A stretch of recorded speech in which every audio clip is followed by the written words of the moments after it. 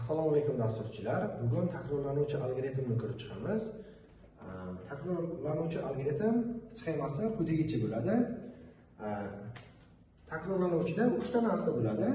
Birinchisi boshlang'ich qiymat, keyingisi chegara va bu qadam.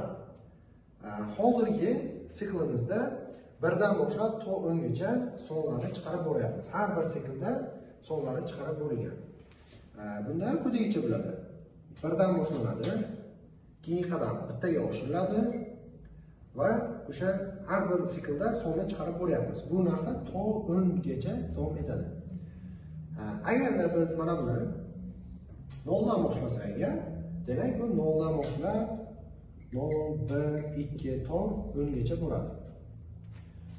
Yoki qadamni ikkitadan oshirib borsak, plus teng deymiz 2. Bunda hozir 0 dan boshlab 0, 2, 4 to 10 gacha bo'ladi. Keyingisi esa mana bu chegara. Agar biz buni masalan 100 deb qo'ysak, bu narsa hozir 100 gacha davom etadi. Endi esa takrorlanuvchiga oid masalalarni ko'rib chiqamiz. Demak, birinchi masalamiz quyidagicha. Birdan n gacha bo'lgan sonlarni yig'indisini hisoblash kerak bo'ladi. Birinchi bo'lib biz n sonini kiritib olamiz. Masalan, n teng 3. Hozir bu siklda birdan boshlab to n gacha qadam bittadan oshirib boryapti. Ya'ni sikl 3 marta bajariladi degani. Va biz boshlang'ich qiymat olyapmiz. Bu nima uchun kerak? Hozir yig'inni hisoblayapmiz. Shuning uchun boshlang'ich qiymat 0 bo'lishi kerak. Agar ko'payma bo'lsa bu yerda 1 deb olishimiz kerak bo'lardi.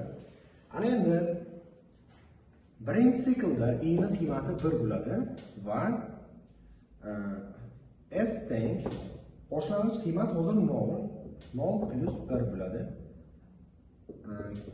Keyingi siklda i ning qiymati 2, s teng 1 plus 2.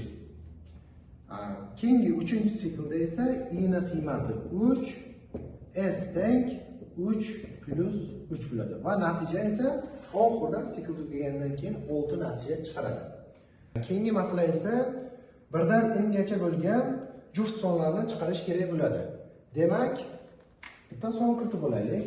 N teng 5. Sikl birdan 5 gacha bajariladi, ya'ni 5 marta bajariladi. Va har bir sonni tekshiryapti. 2 ga bo'lganda qoldig'i 0 bo'lsa, yini chiqarsin. Aks holda keyingi siklga o'tsin.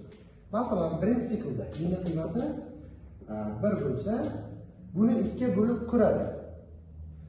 Natija xato, ya'ni 2 ga bo'lganda 0 ga teng emas, shuning uchun keyingi siklga o'tadi. I ning qiymati 2 bo'lganda esa bu shart bajariladi, shuning uchun ekranga 2 natijani chiqaradi. Keyingisida 3 da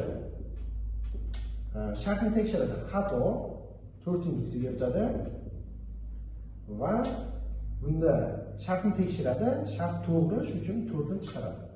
Keyin oxirgi siklimizda esa i teng 5, bunda natija hech qanday son chiqmaydi, chunki 2 ga bo'lganda shart xato. E'tiboringiz uchun rahmat.